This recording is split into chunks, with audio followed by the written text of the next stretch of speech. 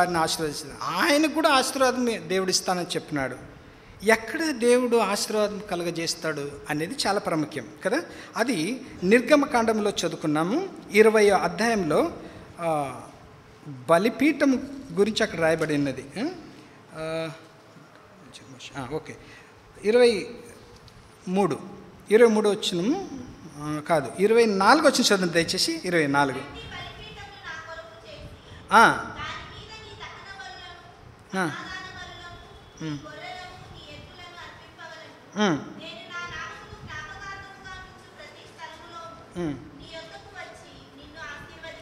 నీ యొద్దకు వచ్చి నిన్ను ఆశీర్వదించేదను అన్నప్పుడు అబ్రహాంతో దేవుడు ఏం మాట్లాడుతున్నాడంటే, బలిపీఠము నా కొరకు బలిపీఠము చేసి దాని మీద దహన బలులు అర్పించవలెను అని చూస్తున్నాం.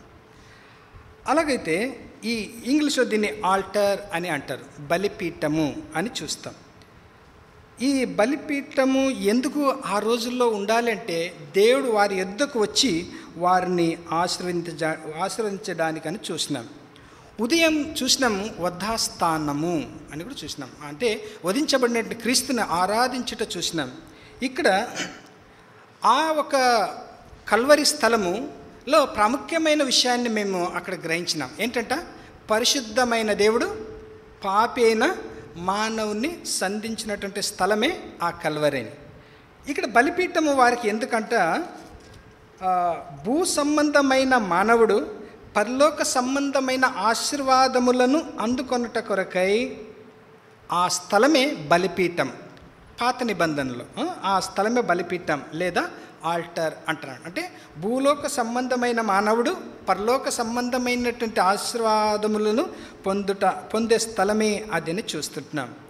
అలాగైతే పాత నిబంధన కాలములో బలిపీఠం ఏమి చూపిస్తుంది అంటే, ఒక వధాస్థానము లేదా వధాస్థలము అని చూస్తుంది.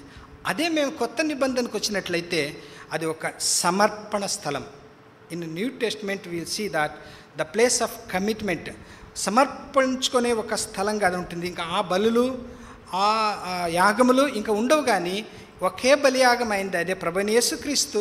అయితే మనం చేయవలసింది ఏంటంటే సమర్పణ గురించి చూస్తాం.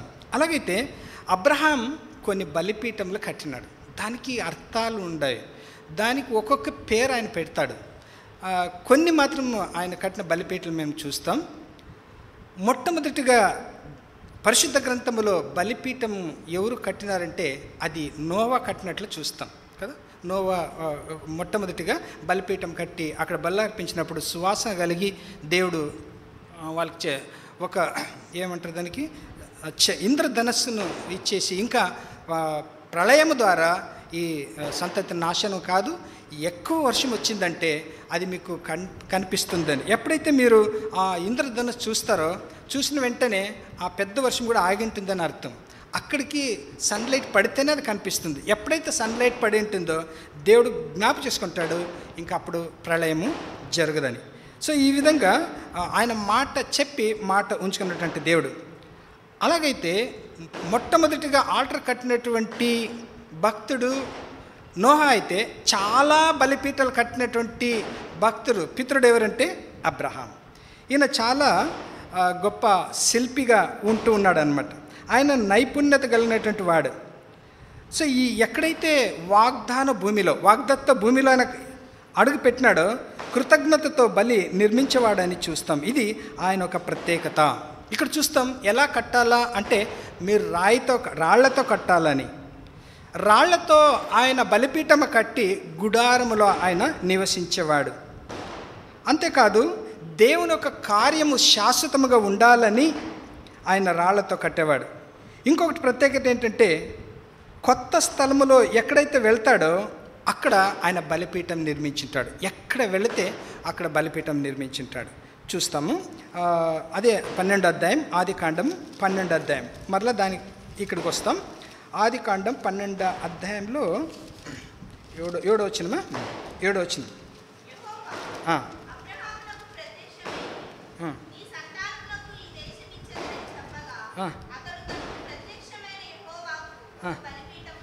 సరే, అది అట్లా ఉండగా ఈ విధంగా ఎక్కడ వెళితే ఆయన బలిపీఠం, ఎక్కడ వెళ్తే కూడా మొట్టమొదటిగా ఆయన బలిపీఠం కట్టి తర్వాత గుడారము వేసుకునేవాడు.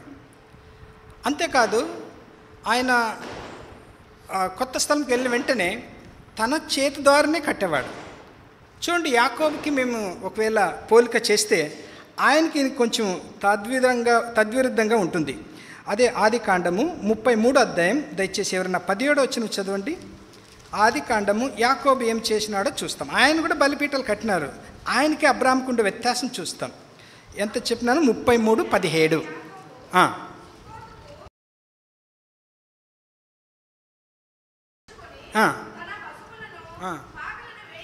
వేయించను. ఇప్పుడు మొట్టమొదటిగా ఆయన ఏం చేసినట్ట? ఆయన పశువులకి పాకలు చేసినాడు, తనకి కట్టించుకోండి. తర్వాత 19 వచ్చిన చదవండి అమ్మా. దాంట్లో 19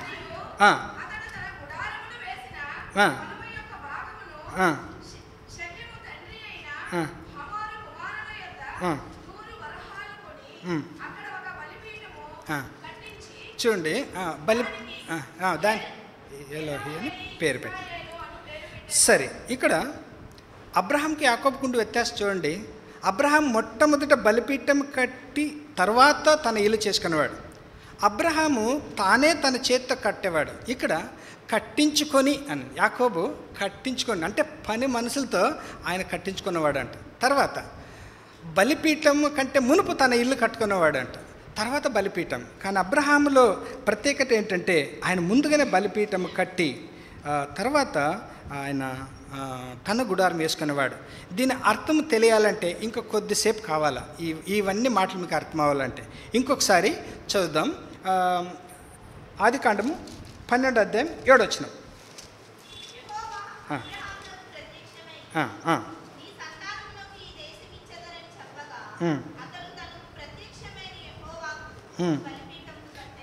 అక్కడ ప్రత్యక్షమైనటువంటి యెహోవాకు ఒక బలిపీఠము కట్టెను.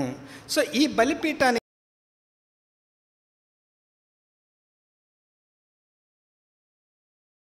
దర్శన ఇచ్చిన దేవుడు, ఆయనకి దర్శనపు బలిపీఠము. దేవుడు ఆయనకి మొట్టమొదటిగా దర్శనం ఇచ్చినాడు. అక్కడే మాట్లాడిండేది ఆయన, మొట్టమొదటిగా మాట్లాడినాడు అనమాట. దీన్ని స్టెఫన్ కూడా చెప్పేటప్పుడు 7వ అధ్యాయంలో అపోస్తల కార్యములు చెప్తాడు. మెసొపొతామియా నుంచి వచ్చినప్పుడు దేవుడు తన్ను తాను ఆయనకి ప్రత్యక్షపరుచుకొని మాట్లాడి ఈ స్థలంని వదిలేసి రమ్మంటే ఆయన నమ్మి వచ్చినాడు. ఏమని నమ్మి వచ్చినాడంట? ఆయన ఏమీ లేనిది దాన్ని అన్నీ ఉన్నట్లు చేసేవాడని నమ్మి వచ్చినాడు. తర్వాత ఏది నాకు అసాధ్యమో అది సాధ్యముగా చేసే దేవుడని నమ్మి ఆయన వచ్చినాడు కనుక ఆయన విశ్వాసము నీతిగా ఎంచబడి ఉన్నది. సరే, ఇక్కడ దర్శనపు బలిపీఠము అని చూస్తాం. ఈ దర్శనం ఇచ్చినాడు కనుక ఆయన బలిపీఠం కట్టినాడు. ఆదికాండం నుంచి ప్రకటన గ్రంథం వరకు అన్ని విధాలుగా ప్రభు అన్ని విధాలుగా దర్శనం ఇస్తా వచ్చినాడు. కానీ ఒక్క చోట మాత్రం రాయబడింది దర్శనము అరుదు లేదా అపురూపం అంట కన్నడలో, అంటే రేర్గా ఉన్నదని ఒక్క చోట మాత్రం రాయబడింది. అది చూసి మళ్ళీ ఇక్కడ వచ్చేస్తాం. అది తప్పితే ఇంకా దేవుడు అన్ని చోట్ల కూడా 1 సమూయేలు 3వ అధ్యాయం 2వ వచనం. 1 సమూయేలు 3వ అధ్యాయం 2వ వచనం.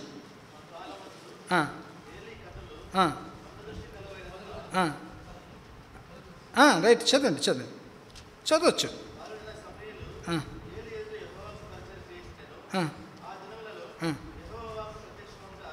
అరుదు అంటే రేర్, కొంచెం తక్కువ. కానీ దేవుని దర్శనము అరుదు కాలేదు, కానీ వినే చెవులు, గ్రహింపే హృదయము అప్పుడు లేకపోయిండెను అనేది దాని అర్థం. అందుకే దేవుడు యవ్వనస్తుడైనటువంటి సమూయేలుని అక్కడ ఎన్నుకొని మరలా తన ప్రత్యక్షతను ప్రారంభం చేసి అద్భుతంగా సమూయేలు ద్వారా దేవుడు సహాయం చేస్తూ వచ్చినాడు. ఈ కుమారుడు పేరు ఏమంట? సమూయేలు. సమూయేలు అంటే ఏమంట? కన్నడలో బాగుంది. నేను అడిగి పొందితినని చెప్పి సమూయేలు అని పేరు పెడతాడు. సమూయేలు అంటే ఆమె ప్రార్థన చేసి పొందుకొనిందని అర్థం. ప్రతి ఒక్క పేరుకి ఒక్కొక్క అర్థం ఉంటుంది. అర్థం లేకుండా ఎవరు కూడా ఆ పేరు ఉండదు దీంట్లో. సమూయేలు అంటే అడిగి పొందినాను, ప్రార్థన చేసి పొందినాను అని అర్థం. సో ఆమె ప్రార్థన చేయడానికి మందిరానికి వెళ్ళింది. పరిస్థితులు అప్పుడు బాగలేదు, అయినప్పుడు కూడా ఆమె మందిరానికి వెళ్ళి ప్రార్థన చేసి ప్రతిఫలం పొందింది. ఆమె ప్రార్థన చేస్తూ ఉంటే అక్కడ వృద్ధుడైనటువంటి ఏలే ఉన్నాడు కదా, ఆమె ప్రార్థన చేస్తూ ఉంది. అక్కడ ఎంతో బాధ ఉంది, అవమానం ఉంది, ఒక్కొక్కరు ఒక్కొక్క విధంగా అనుకుంటున్నారు. ఆ బాధ తట్టుకోలేక భర్తకు చెప్పింది, నేను 10 మంది పిల్లల కంటే నేను ఎక్కువ నీకున్నాను కదా అని చెప్పింటాడు. అయితే కూడా వేరే సైడ్ నుంచి ఆమెకి చాలా బాధలు ఉంటాయి. ఇంకొకే స్థలం నాకు ఆదరణ కలిగించేది అని దేవుని మందిరానికి వచ్చి ఆయన ప్రార్థన చేస్తూ ఉంటే ఆ వృద్ధుడైన ఆయన ఏలి యాజకుడు చూసి, ఏమ్మా నీవు ఈ ఇయ్యాలకి తాగి వచ్చినావు, నీకు మత్తు ఇంకా దిగలేదా అని అంటాడు. సో వేరే వల్ల అంటే ఏం చేస్తాండ్రి, పోయి ఆయన అట్లంట ఇట్లంట ఇట్లా అనేసినాడు, యా మందిరం వద్దు, యా ప్రార్థన వద్దు పద అని చెప్పేవారు. కానీ ఆయన అక్కడ ఉండి నా ఏలినవాడా అంటుంది. బాధ ఉంటే కూడా ఏం చెప్తుంది, తిట్టకుండా బేజారు చేసుకోకుండా, నా ఏలినవాడా అట్లా కాదు, నేను తాగలేదు, తాగే మనిషి నేను కాదు, కానీ నాలో చాలా నొప్పి బాధగా ఉంది నా హృదయంలో. ఆ బాధ నా తండ్రి యొద్ద దేవాలయంలో సన్నిధిలో నేను తలపోసుకోవడానికి వచ్చినాను. ఒకవేళ నాకు కుమారుని ఇస్తే నేను నీకు సమర్పిస్తున్నానని వచ్చినాను, కానీ నిజంగా నేను తాగలేదు అని. అప్పుడు ఆయనకి జ్ఞాపకం వచ్చి, నిజమమ్మా నీవు మంచిగా ప్రార్థన చేసినావు, ఖచ్చితంగా దేవుడు వచ్చే సంవత్సరము ఇదే నెలలో నీ కుమారుడు ఉంటాడు అని కూడా చెప్పినాడు. చెప్పి పంపించినారు. నిజంగాంటే కుమారుడు అయినారు. కుమారుడు అయిన తర్వాత ఆమె ఇంకేం పాలు వదిలేయాలా, అప్పుడు తీసుకొస్తుంది. 2.5 సంవత్సరాలు ఉండొచ్చు దగ్గర తీసుకొని వచ్చి మరలా ఏలినవాడ, అప్పుడు నేను ప్రార్థన చేసి కుమారుని మందిరానికి సమర్పిస్తానని చెప్పినాను కదా, ఈయనే ఆ కుమారుడు, ఇదిగో నేను మందిరానికి అప్పచెప్పి వెళ్తున్నాను అంటే, అప్పుడు మీరు తెలుగులో చూడండి చాలా బాగుంటుంది. అది 28 వచ్చిన అనుకుంటా. ఆయన మోకాలు ఉన్నాడు ఆ పిల్లోడు, ఆమె కూడా మోకాలుని ప్రార్థన చేసినారు అక్కడ. తర్వాత ఆ కుమారుని వెళ్ళిపోయి వదిలేసి వెళ్తుంటే చాలా బాధ. ఎందుకంటే ఇన్ని సంవత్సరాలు కుమారుడు లేదు, ఒకానొక కుమారుడు ఉన్నాడు, ఎట్లా వదిలిపోయేది అనేది మనసులో ఉంది. కానీ దేవునికి నేను ఏదైతే మొక్కుబడి చెల్లించినా వదిలివేయాలా. సో వదిలేసి వెళ్తూ ఉంటే దూరం వరకు చూసుకుంటూ వెళ్ళేది, కంట్లో నీళ్ళు వేసుకొని అంట. తర్వాత 1 సంవత్సరం తర్వాత వచ్చేది. ఆ సంవత్సరం అంతా ఏం చేసేది, ఆ కుమారుడే ఆమె కంటి ఎదురుగా వచ్చేవాడు. అందుకే ఆమె చిన్న అంగి కుడుతున్నట్ట. 1 సంవత్సరం పూర్తి చిన్న అంగి కుట్టి సంవత్సరం అయిన తర్వాత మందిరికి వచ్చి ఇచ్చి పోయేదంట. సో దేవుడు ఈమె ఒక సమర్పణను, ఈమె ఒక కుమారుని పైన ఉంటే ప్రేమను చూసినాడు. ఆయన అన్యాయస్తుడు కాడు. సో ఆమె చిన్న అంగిని కుట్టి ఇస్తూ ఉంటే దేవుడు ఆయన యాజకుడుగా పెద్ద అంగి, నిలువుట అంగి ఆయన కుట్టించినాడు. దేవుడు ఇచ్చినాడు ఆయన, ఎవరికి ఇలా. సో సమేలుకు మాత్రమే మళ్ళా ఆ పెద్ద నిలువుటంగి ఇవ్వబడింది. యాజకులు వేసుకుంటారు, ప్రధాన యాజకులు. అది సమేలుకి ఇవ్వబడింది. తర్వాత మన ప్రభువైన యేసుక్రీస్తు తప్ప ఇంకెవ్వరు కూడా అలాంటి పెద్ద నిలువుటంగి లేదు. వాళ్ళ అమ్మ చిన్న అంగి కుట్టింది, కానీ దేవుడు పెద్ద అంగిని ఇచ్చేవాడు. అంతేకాదు ఇంకా 3 పిల్లలు, 2 మగపిల్లలు, 3 మగపిల్లలు, 2 ఆడపిల్లలు, టోటల్గా 5 మెంబర్స్. ఎంత ఆశీర్వాదం కదా. సో సమేల్, ఆ సమయంలో దేవుడు సమేల్ని పిలిస్తే సమేలు అంటే ఆయనకు ఒకటే గుర్తు ఏంటంటే, వృద్ధుడైనటువంటి ఏలియా యాజకుడి దగ్గర పోయి, ఏలినవాడా నన్ను నీవు పిలుస్తావా అంటాడు. లేదు కదా నేను పిల్లలేదు, నీ పోయి పడుకో అంటాడు. ఆయన మరలా పడుకుంటాడు, మరలా సమేలు అంటాడు. ఇదేమో మరలా పిలుస్తున్నాడు కదా అని ఆయన పరిగెత్తి వస్తాడు. నన్ను పిలిచినావు కదా ఏలినవాడా అని వస్తాడు. అప్పుడు ఏలికి అర్థమవుతుంది, ఏమో దేవుడు మాట్లాడుతున్నట్లున్నాడు అనుకొని, సమేలు ఈసారి ఒకవేళ ఆ స్వరం వినిపిస్తే మీ దాసుడు వినటానికి సిద్ధంగా ఉన్నాడు అని చెప్పు, చాలు అంతే చెప్పి పంపిస్తాడు.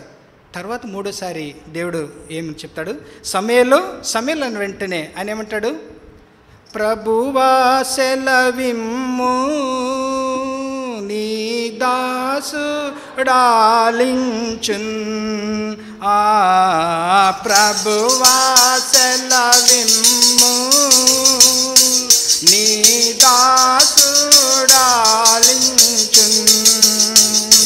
దీనుడనై నీ మాట, దీనుడనై నీ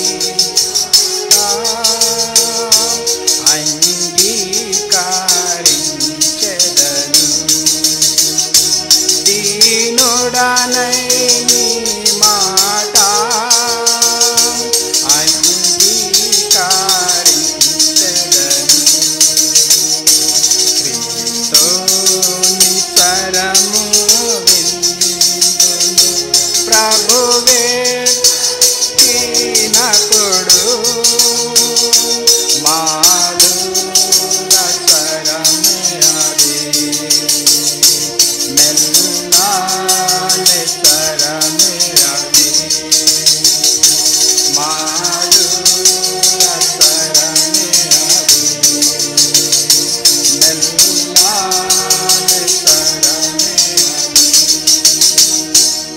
దర్శనం ఇచ్చినటువంటి దేవునికి ఆయన బలిపీఠము కట్టినాడు గనుక దర్శనపు బలిపీఠము అని ఆయన పేరు పెట్టినాడు. ప్రియ సోదర సోదరి, దేవుని దర్శనం కోరేవారుగా ఉంటున్నామా అనేది ప్రశ్న. బలిపీఠము దేవుడు ఈరోజు కోరటలేదు, కానీ ఆయన దర్శనం. అలాగైతే ఎట్లా కళలో మాట్లాడతాడు బ్రదర్, లేకపోతే నాకు ఎదురుగా కనిపిస్తాడు బ్రదర్? కానీ ఇప్పట్లో దేవుడు మాట్లాడేది, తన దర్శనం ఇచ్చేది ఒకే ఒక మార్గం, అది దేవుని వాక్యం ద్వారా, అది బైబిల్ ద్వారా, పరిశుద్ధ గ్రంథం ద్వారా మాత్రమే ఆయన ఈ కాలంలో తన దర్శనం ఇచ్చేవాడు ఉంటాడు. కనుక తప్పక ఉదయాన్నే ఇంకా ఏ మాట మాట్లాడక మునుపు, ఇంకా ఏది మొబైల్లో చూడక మునుపు, ఇంకా ఏది టీ తాగక మునుపు ఆ వాక్యము చూడాలి. అప్పుడు దేవుడు ఖచ్చితంగా సమూయేలును దర్శించిన దేవుడు, అబ్రహామును దర్శించి ఇచ్చినటువంటి దేవుడు నిన్ను కూడా దీవించేవాడుగా ఉంటున్నాడు. రెండవ బలిపీఠం అక్కడే ఉంటుంది. ఆదికాండము 12 అధ్యాయం 8వ వచనం అనుకుంటా, దయచేసి చదవండి. 8, 9.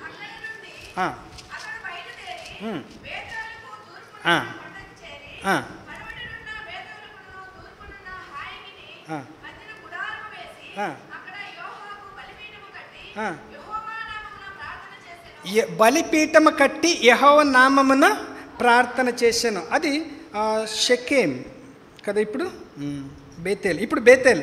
అప్పుడైతే షెకెంలో పోయిన వెంటనే బలిపీఠం కట్టి తర్వాత గుడారం వేసుకున్నాడు. ఇక్కడ బలిపీఠము బేతేల్కి వచ్చినాడు. మూడలు అని అంటే తూర్పుకి వచ్చిన వెంటనే ఆయన ఏం చేసినాడు, అక్కడ కూడా బలిపీఠము కట్టినాడని చూస్తాం. ఈ బలిపీఠం ఎందుకు కట్టినాడంట, అది ప్రార్థన బలిపీఠము. ఆయన జీవితంలో రెండోదిగా ఏంటంట, ప్రార్థన బలిపీఠము. దర్శనపు బలిపీఠము మొట్టమొదటిగా, రెండోదిగా ప్రార్థన బలిపీఠము ఆయన కలిగి ఉన్నాడు. కనుక అన్ని దీవెనలు పొందటానికి సాధ్యమవుంది అన్నమాట. దానికి దీనికి వ్యత్యాసం చూడండి. దేవుడు అక్కడ మాట్లాడినాడు గనుక అది దర్శనపు బలిపీఠం అని కట్టినాడు. దేవుడు అబ్రహాంతో మాట్లాడినాడు మొదట బలిపీఠం. రెండో బలిపీఠానికి వ్యత్యాసం ఏంటంటే అబ్రహాము దేవునితో మాట్లాడినాడు. సో దేవుడు మాతో వాక్యము ద్వారా మాట్లాడతాడు. దేవుడు మాట్లాడాలంటే, మనము దేవునితో మాట్లాడాలంటే ప్రార్థన ద్వారా దేవునితో మేము మాట్లాడగలం అన్న ఉదాహరణకి ఇచ్చిన. సో అనేకులు భక్తులు ఉన్నారు, టైం లేదు కనుక ముందుకు వెళ్ళిపోదాం. కానీ ప్రార్థన బలిపీఠము నీ జీవితంలో, నా జీవితంలో ఉండాలి. దేవుని ఒక ఆశీర్వాదం ఎందుకు కలగటలేదు, ఎందుకు పొందటలేదు, ఎందుకు సక్సెస్ అవటలేదంటే అబ్రహామును మనం మాదిరిగా తీసుకుందాం. ఆయన ఎల్లప్పుడూ కూడా దేవుని దర్శనం కోరేవాడు. నీ స్వరూప దర్శనం నేను కోరుతూ ఉంటానని కీర్తన 63:1 దావీదు ఎల్లప్పుడూ ఎదురు చూస్తూ ఉంటాడు. అదేవిధంగా నీ జీవితంలో, నా జీవితంలో వాక్యము ప్రాధాన్యత గురించి చెప్తున్నాడు అనమాట. ప్రార్థన బలిపీఠం. ప్రార్థన చాలా బలమైనది. పాత నిబంధన కాలంలో మా పితరులు ఈ ప్రార్థన పైన చాలా ఆధారపడి గొప్ప గొప్ప కార్యాలు చేసినారని చూస్తాం. ఈ ప్రార్థన ఎక్కడ ప్రారంభమైందంట, ఆదికాండము 4వ అధ్యాయం 26వ వచనం అనుకుంటా. సేతు అనే ఆయన కాలంలో ప్రార్థన అనేది ప్రారంభమైంది. చూస్తామా, 4వ అధ్యాయం 26వ వచనం ఆదికాండం. మరి ఎనోష్ చేతులు ఏనోష్ అని పేరు పెట్టారు. అప్పటి నుండి ప్రార్థన ప్రారంభమైంది. ఏనోష్ కాలం నుండి ప్రార్థన ప్రారంభమైంది. ఈ ప్రార్థన ద్వారా గొప్ప గొప్ప కార్యాలు మన పితరులు చూస్తామన్నమాట. మోషే ఆయన ప్రార్థన చేయగా మన్నాను దేవుడు కురిపించినాడు. యెహోషువ ప్రార్థన చేస్తే సూర్య చంద్రులు అక్కడే ఆగిపోయినారు. ఏలియా ప్రార్థన చేస్తే 3 సంవత్సరాలు వర్షం వద్దంటే రాలే, 3 సంవత్సరాల తర్వాత మరల రావాలంటే వచ్చింది. సో ఈ విధంగా మోషే ప్రార్థన చేసిన వెంటనే వారికి అట్లా పరలోకపు మన్న కురిపించబడింది. యెహోషువ ప్రార్థన చేస్తే ఏమైందంటే సూర్య చంద్రులు 10వ అధ్యాయంలో ఆ మాట రాయబడింది యెహోషువ గ్రంథంలో. అయ్యలోన్ అనేతో గిబ్యోన్ అనే స్థలంలో. ఈ నెల ఫిబ్రవరి నెల దాటిపోయింది కదా. ఫిబ్రవరి నెలలో మాత్రమే ఒకరోజు తక్కువైపోతుంది కదా. 30 రావాలి, 29 వచ్చేసింది. అన్ని 30 లేదా 31 వస్తాయి. అన్ని నెల 30, 31 వస్తాయి. ఎందుకు ఫిబ్రవరి ఇట్లా వస్తుంది? అంత సైంటిస్ట్ అందరూ కూడా చాలా చెక్ చేస్తారు, పరిశోధిస్తారు, దొరకలే. కానీ యెహోషువ గ్రంథం 10వ అధ్యాయం కనుక చదివితే మాకు తెలిసిపోతుంది ఒకరోజు ఎందుకు తక్కువైందని. అక్కడ అమ్మోనియలు ఇతరులతో ఆయన యుద్ధం చేసేటప్పుడు సాయంత్రం అయిపోతే యుద్ధం చేయరాదు, ఆ సూర్య అస్తమించే లోపల చేయాలి. అందుకే ఆయన ఆజ్ఞాపిస్తాడు, సూర్య చంద్రుని మీరు అక్కడే ఆగిపోవాలని ఒక్కరోజు అని ఉంది. అక్కడ పూర్తిగా ఒక్కరోజు ఆగిపోయింది. ఇది సృష్టిలో మొట్టమొదటిగా మనిషికి ప్రార్థన విని దేవుడు దాన్ని ఆపినాడని చూస్తే ఇప్పుడు కారణం మాకు తెలుస్తోంది ఎందుకు ఒకరోజు అక్కడ తక్కువ అవుతోందని. సృష్టినే కాదు, సృష్టికర్తను కూడా ఆపేయగలిగే శక్తి ప్రార్థనకు ఉంది. యేసుప్రభు దావలో వెళ్తుంటే భారతీయమైన గుడ్డివాడు, దావీదు కుమారుడా యేసుప్రభువా నన్ను కరుణించుము అంటున్నాడు. శిష్యులు ఏమంటారు? ఊరుకుండప్పా, యేసుప్రభు దావలో పోతుంటే నీవేమి ఇట్లా కాట పీడిస్తున్నాను ఊరుకుండా అని అంటున్నారు.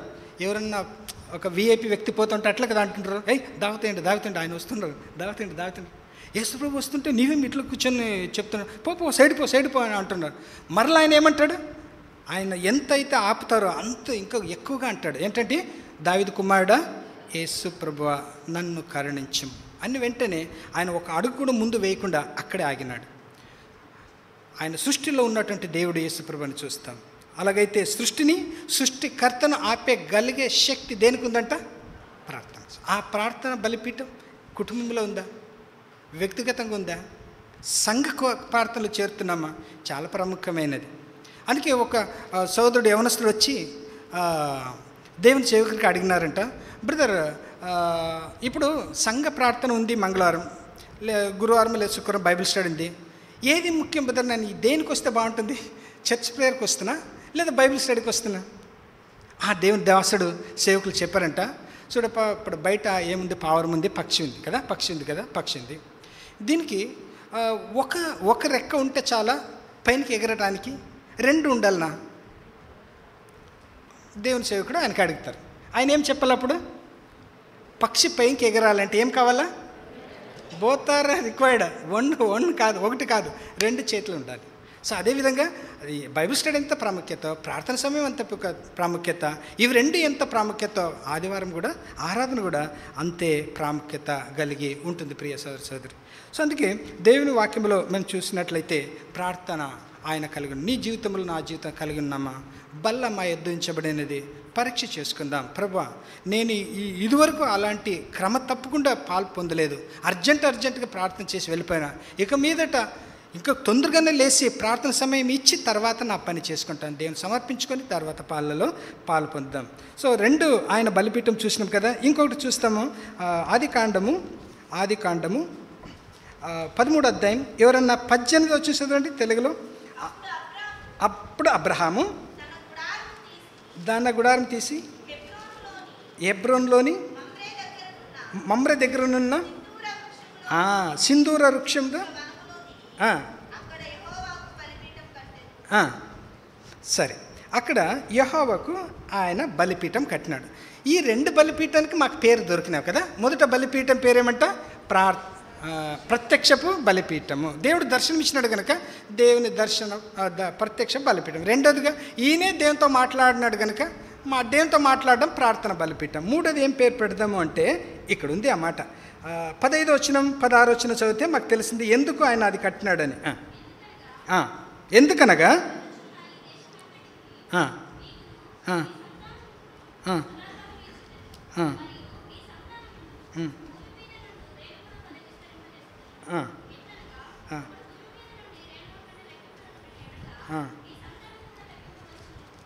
దేవుడు ఆయనకి ఇక్కడ ఆశీర్వాదం చేసినాడు, బ్లెస్సింగ్ చేసినాడు. అందుకే చెప్పినాను, దేవుడు మా యొద్దకు, అప్పుడు అర్థం అవ్వలేదని చెప్పాను కదా, దేవుడు మా యొద్దకు వచ్చి మమ్మల్ని దీవించాలంటే ఆ బలిపీఠము అది ఎంతో ఆవశ్యకత.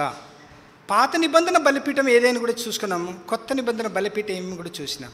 సో ఆ బలిపీఠం దేవుడు ఆయన దీవించినాడు కనుక అక్కడ ఆయన పేరు పెట్టాడు. ఏమని దీవించినాడు? ఇక్కడ కుమారుని గురించి ఇంకా కొంచెం లోతుకు చూసినట్లయితే ఏమని దీవించినాడని 15వ అధ్యాయం 6వ వచనం, అదే ఆదికాండం 5-6 వచనంలో 5వ వచనం చదవండి దయచేసి.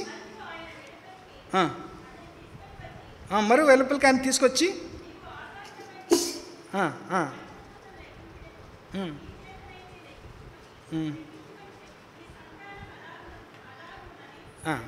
అబ్రహాంకు దేవుడు ఆశీర్వాదం ఇచ్చింటాడు, నీకు ఒక సంతతి ఇస్తానప్పని. ఎక్కడ 12వ అధ్యాయంలో చెప్పినారు. 70 సంవత్సరాలు అయితే ఉంది, ఏమి అవలేదు కదా. ఆయనకు కూడా దగ్గర దగ్గర 100 సంవత్సరాలు అవుతుంది, ఆమెకి 90 years దగ్గర దగ్గర అవుతుంది. అందుకే ఆయన ఏమంటాడంటే 4వ వచనంలో, ప్రభువా చాలు, నాకు ఇంక వయసు అయిపోయింది, నాకు ఒక పెద్ద దాసుడు ఉన్నాడు, ఆయన పేరేమి ఎలేజర్, ఆయన బాధ్యతగా ఉంటాడులే ప్రభువా అని అంటాడు.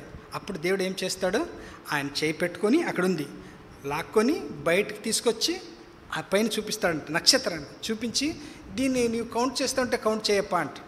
అవుతుందా? 1 2 4 చేసే లోపల కన్ఫ్యూజ్ అయిపోతుంది. అన్ని నక్షత్రాలు అక్కడ ఉంటాయి, ఎంచలేకపోయినాడు. ఇక్కడ ఇసుక రేణువలే అని చూసినాం. ఈ 2 ఆశీర్వాదములు ఆయనకి ఇచ్చినాడు గనుక ఆయన బలిపీఠం కట్టాడు. ఎందుకు ఈ 2 ఆశీర్వాదం అంటే, దేవుడు 2 విధమైనటువంటి ఆశీర్వాదములు, ఇసుక రేణు భూమి పైన ఉంటుంది, నక్షత్రములు ఆకాశపైన ఉంటుంది. భూ సంబంధమైనటువంటి ఆశీర్వాదములు, పరలోక సంబంధమైనటువంటి ఆశీర్వాదములు ఆయనకి సమృద్ధిగా కుమ్మరించినాడు దేవుడు యెహోవా. ఆయన్ని అంత నమ్మి వచ్చినాడు కనుక. అలాగే భూ సంబంధమైన ఆశీర్వాదం ఏంటంటే, ఆయనే ఈయనకంటే మునుపు మరి ఇష్మాయేల్ ఆయనకి జన్మించాడు కదా. సో భూ సంబంధమైన ఆశీర్వాదం గలాతీలో చెప్తాడు పౌలు, ఇస్సాకు పరలోక సంబంధమైనటువంటి ఆశీర్వాదం, మనకు పరలోక సంబంధమైనటువంటి ఆశీర్వాదము ఇస్సాకు అంటే నవ్వు, ఆమెను నవ్వేటట్లు దేవుడు చేసినాడు, అవమానం తీసేసి నవ్వేటట్లు దేవుడు చేసినాడు కనుక ఇస్సాకు అని పేరు పెట్టినాడు అక్కడ, ఇస్సాకు. సరే, దేవుడు 2 విధమైనటువంటి ఆశీర్వాదం ఇచ్చినాడు కనుక ఆయనకి అక్కడ బలిపీఠం కట్టినాడు. సరే, తర్వాత ఇంకొక బలిపీఠం చూసి మేము ముగించుకుందాం. 22వ అధ్యాయము 9వ వచనం, 22వ అధ్యాయం ఆదికాండం 22:9.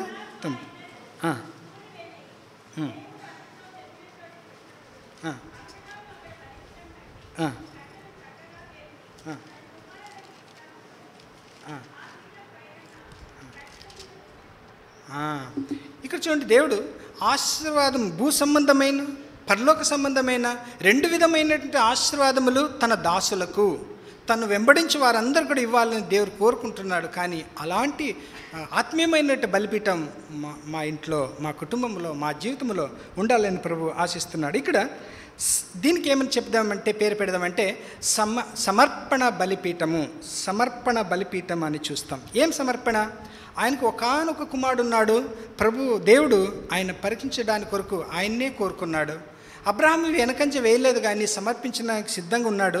నీ చేయి ఆపప్ప, మీ కుమారుని పైన నీవు చేయి వేయద్దు నాయన.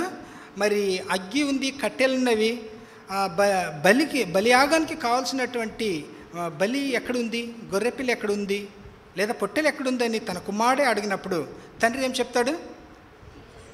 God will provide. దేవుని పేరే యెహోవా ఈరే అని అక్కడ పేరు వచ్చేస్తుంది.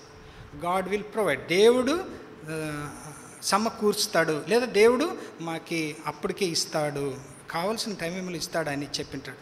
సో ఆయన కుమారుని కట్టేటప్పుడు నోరు విప్పలేదు, ఆయన్ని చేయలే కడుతున్నాడు. ఎవరైతే తండ్రిని ప్రశ్న అడిగినారో అదే కుమారుడినే ఆయన ఇప్పుడే చెప్పినారు ఏమని, దేవుడు ఇస్తాడు పొట్టేళ్ళని, మరి నాకు కడుతుండవు కదా నాన్న అనలే. ప్రభువైన యేసుక్రీస్తు కూడా ఆయన నోరు విప్పలేదు. గొర్రె బొచ్చు కత్తిరించు వాని దగ్గర ఏ విధంగా మౌనంగా ఉంటుందో అదే విధంగా మౌనంగా ఉన్నాడు ఇస్సాకు యేసు ప్రభువుకి సూచనగా ఉంటూ ఉన్నారు ప్రియులారా. సో ఈ విధంగా ఆయన ఆ పరీక్షలో పాస్ అయినాడు కనుక ఆయనకి దేవుడు ఆయన పేరే మార్చేసినాడు. ఎవరిని? అబ్రహాం పేరే మార్చిపోయింది కదా. అబ్రహాం ముందు పేరేమంట? అబ్రామ్ అంటే 3 అక్షరాలు, చూసాక 2 ఒకటేలాగా ఉంటాయి కదా. అబ్రామ్ తర్వాత దేవుడు దీవించి ఆయన పరీక్షలో పాస్ అయినాడు, ఆయనకి ఇష్టమైంది, నమ్మకం ఇష్టమైంది కనుక ఆయనకు ఒక పేరు చేంజ్ చేస్తాడు. ఏమని చేస్తాడు? అబ్రామ్. ఇక్కడ ఏమైంది? ఆ ఇనిషియల్లో ఒకటి యాడ్ అయిపోయింది, ఉత్త ABRAM అని ఉండింది, కానీ ABRHAM వచ్చేసింది, మధ్యలో వచ్చేసింది. ఏమి దీని అర్థము అంటే అక్కడే రాయబడింది 5వ వచనంలో 17వ అధ్యాయంలో. అబ్రాము అంటే 1 ఫాదర్ 1 సన్. అబ్రహాం అంటే 1 ఫాదర్ మెనీ నేషన్స్. అంటే అబ్రహాం అంటే అబ్రాము అంటే ఒక తండ్రి ఒక కుమారుడు. అబ్రహాం అంటే ఒక తండ్రినే, అయితే అనేక జన్మలకు తండ్రి. 17వ అధ్యాయం 5వ వచనం ఎవరు చదవండి? 17:5.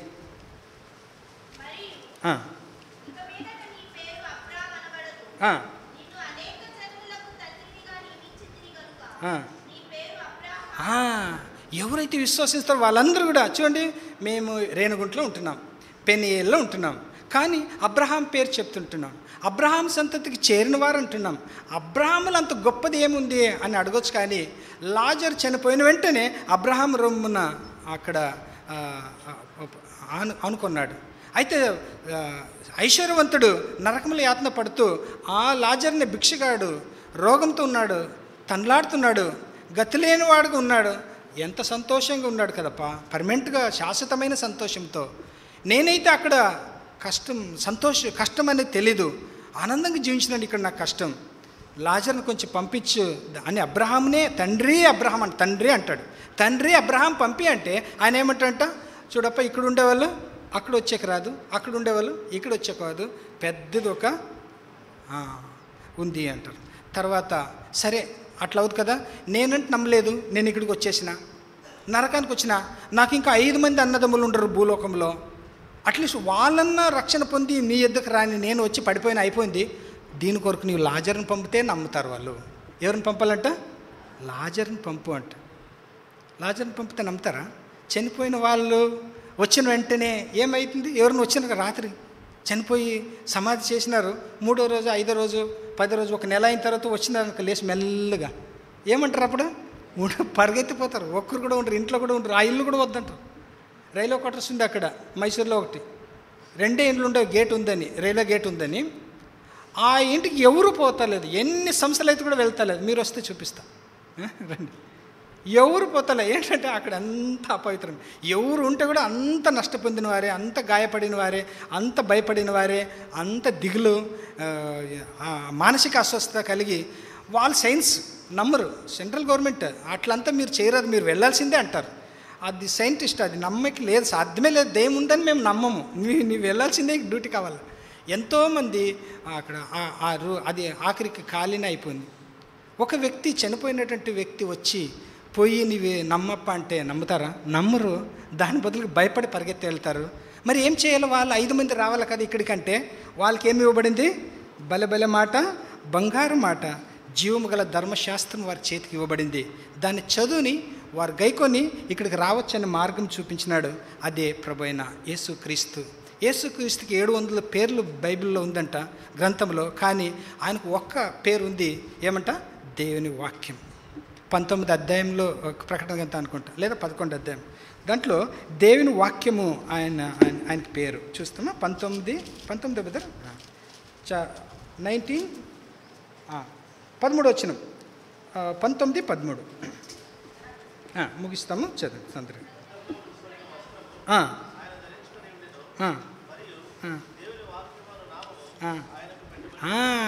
దేవుని వాక్యము అని పేరు ఆయనకి కలదు. ఇమ్మానుయేలు, ఆయనకి ఇంకా చాలా పేర్లు, యేసు, క్రీస్తు, అద్భుత, ఆలోచనకర్త, చాలా పేర్లు ఉంటున్నావు, కానీ ఆయనకి వాక్యం అనేది కూడా చాలా ప్రాముఖ్యమైనటువంటి పేరు. వాక్యం విని ఇక్కడికి రావచ్చు వాళ్ళు. అబ్రహాము వాళ్ళతో చెప్తున్నాడు. సో సమర్పణ కలిగినటువంటి బలిపీఠం ఆయనతో ఉంది. ఆయన అని ఉండొచ్చు, ప్రభువా ఒకానొక కుమారుడు ఉన్నాడే, 100 సంవత్సరాలు అంతా అయింది, 90 సంవత్సరాలు అయిన తర్వాత మరలా మా భార్య గర్భం ధరించదు కదా, ఎట్లా వేరే ఏమన్నా అడుగు, నాకు ఐశ్వర్యం ఇంత ఉంది ఇస్తాను కదా అని ఉండొచ్చు. ఒకవేళ ఆయన పెట్టుకుని ఉండొచ్చు కూడా, ఆయనకు పవర్ ఉంది, ఆయనకు అధికారం ఉంది, తన కుమారుని తన ఎదురు పెట్టుకోవచ్చు, దేవుడు బలవంతం చేయడు. కానీ ఒక మాట అడిగినాడు అంతే. ఆయన పెట్టుకుని ఉండొచ్చు, పెట్టుకొని ఉంటే ఏమవుతుండే, ఆయనకు ఒకే కుమారుడు ఉంటాడు. కానీ దేవునికి ఇవ్వడానికి వెనకంజ వేయలేదు కనుక అనేక జనములకు తండ్రి అబ్రహాం అనే పేరు వచ్చింది. మా దగ్గర ఉన్నటువంటి వనరులు, నా దగ్గర ఉన్నటువంటి తలాంచులు దాచిపెడితే అది అక్కడే ఉంటుంది, కానీ దాని ప్రభు కొరకు వాడితే మల్టిప్లై అవుతుంది. అది ఎంత నీవు చెప్పలేవు అంత. 2 × 2 4 ఎక్కడ పోతే కూడా కదా, 2 × 2 ఎంత అంట? 4. అమెరికాలో చెప్తే కూడా 4, ఇండియాలో చెప్తే కూడా 4, తిరుపతిలో చెప్తే కూడా 4. కానీ దేవుని లెక్కలో అది వేరే అయిపోతుందంట, 2 × 2 వేరే అయిపోతుంది. ఉదాహరణకి ఒక మామిడి చెట్టు ఇత్తనము తీసుకెళ్ళి భూమిలో వేస్తే అవి ఎంత మల్టిప్లై అవుతుందంట, యూ కెనాట్ కౌంట్. సో దేవుని లెక్కలో 2 × 2 4 కాదు, ఇంకా ఎక్కువ అవుతుంది. ప్రియ సోదరులారా, ఆయన దాచిపెట్టుకున్న కుమారుని ఒక్కడే ఉంటుండా, కానీ సమర్పించుకున్నాడు. నీలో ఉండేది శ్రేష్టమైన దాన్ని ప్రభు అడుగుతున్నాడు. కానీ మేము దేవుని సమర్పిస్తే ఎంతోమంది ఆశీర్వాదం పొందుతారు దాని ద్వారా. అందుకే దేవుడు నీ తలంతు కావాలా అని అడుగుతున్నాడు. అబ్రాహాము రెడీగా ఉన్నాడు, సమర్పించుకున్నాడు కనుక ఆయన ఆశీర్వాదం పొందినాడు. ఈ 4 బలిపీఠం చూసినాం, అయిపోయింది. కానీ ఇంకొకటి చెప్పకపోతే అది ఆగదు. ఆయన కట్టలేదు, ఆయన కుమారుడు. సో దానికి ఒక పేరు పెడదాం, ముగించుకుందాం. ఆదికాండం 26 అధ్యాయం 26, ఆదికాండం 26 23, 24, 25 ఒకరే చదివితే చాలు. 26 అధ్యాయం ఆదికాండం 23, 24, 25. బేర్షెబాకు వెళ్ళాను. అతడు అంటే ఎవరాడా? మా కన్నడలో పేరుంది, ఇసాకను అల్లింద వరటు గట్ట హత్తి బేర్షెబాకే పోదాను అని ఉంది. సరేమ్మా చదవం 24.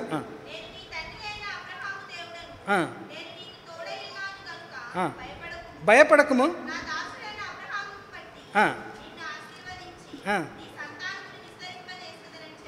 చెప్పాను. బలిపీఠం కట్టి, సరే ఇక్కడ ఇది అబ్రాహాం కట్టలే, బట్ అబ్రాహాం సంబంధిస్తుంది. అబ్రహాం కారణకర్తడు అవుతాడు. ఎవరు కట్టినారు ఈ బలిపీఠాన్ని? ఇస్సాకు తన కుమారుడు, ఏకైక కుమారుడు ఇస్సాకు కట్టినాడు. ఎలా సాధ్యమైంది? అది ఇట్స్ వెరీ వెరీ ఇంపార్టెంట్. ఈ బలిపీఠానికి ఒక పేరు పెడదాం. అబ్రహాం కట్టలేదు, ఆయన కుమారుడు కట్టినాడు. దానికి ఏం పేరు పెడదామంటే ఇది ఒక మాదిరి బలిపీఠం. 4 బలిపీఠం ఎక్కువ కట్టిండేది బైబిల్లో ఆయన ఒక్కడే. ఎవరు? అబ్రహాం. ఏదేదంట? ప్రత్యక్ష బలిపీఠం, ప్రార్థన బలిపీఠం, ఆశీర్వాద బలిపీఠం, సమర్పణ. ఇది మాదిరి బలిపీఠం. తండ్రి ఏదైతే చేసినాడో కుమారుడు దాన్ని అనుసరించినాడు, అంతే. ఆయన కరువు వచ్చినప్పుడు నువ్వు ఐగుప్తు దేశకు పోవద్దని మీ నాన్నకి చెప్పినానప్ప, నీవు కూడా పోవద్దంటాడు. ఆయన పోవాలనుకుంటాడు, ఆగుతాడు అబ్రహాం పేరు చెప్పిన తర్వాత. ప్రియ సోదరి, ఇక్కడ మనం ఏం గుర్తించుకోవాలంటే, తల్లిదండ్రులు అంటే మనం ఏ విధంగా ఉంటామో మా పిల్లలు ఖచ్చితంగా అలా ఉంటారు అనేది ఈ మాదిరి బలిపీఠం చూపిస్తాం. మీరు నిల్చొని వాక్యం చదివితే మీ పిల్లలు నిల్చుకొని వాక్యం చదువుతారు. మీరు మోకాలుని ప్రార్థన చేస్తే మీ పిల్లలు మోకాల్లోని ప్రార్థన చేస్తారు. మీరు 8 గంటలకు లేస్తే మీ పిల్లలు 9 గంటలకు లేస్తారు. ఎందుకు? మా నాయన నాకు మాదిరి, మా అమ్మ నాకు మాదిరి అంటారు. ఎవరైనా చూడండి. అందుకే అబ్రహాం చాలా తెలివిగలవాడు, జ్ఞానవంతుడు గనక తన కుమారునికి మంచి ఎగ్జాంపుల్ చూపించి వెళ్ళినాడు. నీవు నేను మా ఇంట్లో వాళ్ళకి ఏ ఎగ్జాంపుల్ ఇస్తున్నాం? మన వెనుకొచ్చే వారికి ఏ ఎగ్జాంపుల్ ఇస్తున్నాం? యథారాజ తథా ప్రజ అంటారు. గురువు ఎట్లుంటాడో శిష్యుడు అట్లే ఉంటారంట. యేసు ప్రభు మంచి మాదిరి చూపించినాడు నాకు. ఆ మాదిరి శిష్యులందరూ కూడా సమర్పణ చేసుకున్నంత విధానంగా ఆయన చూపించిపోయినాడు. ప్రియ సోదరి, తల్లిదండ్రిగా మనం ఎలా ఉండాం? మాదిరిగా ఉండామా? బిడ్డలు పరీక్షించుకుందాం. పరీక్షించుకొని 1 కొరింథీ 11:28 ఏం చెప్తుందట? తన్ను తాను పరీక్షించుకొని ఆ పాత్రల నుండి ఆ రొట్టెలను తినవలను, ఆ పాత్రలను తాగవలను. ఈ 5 విషయాలు మేము జ్ఞాపకం చేసుకొని పరీక్షించుకొని, ఒకవేళ సెటరేట్ చేసుకోలేదంటే సెటరేట్ చేసుకొని యోగ్యంగా పాలు పొందుదాం. దేవుడు ఈ చిన్న వాక్యం దీవించును గాక. ఆమేన్.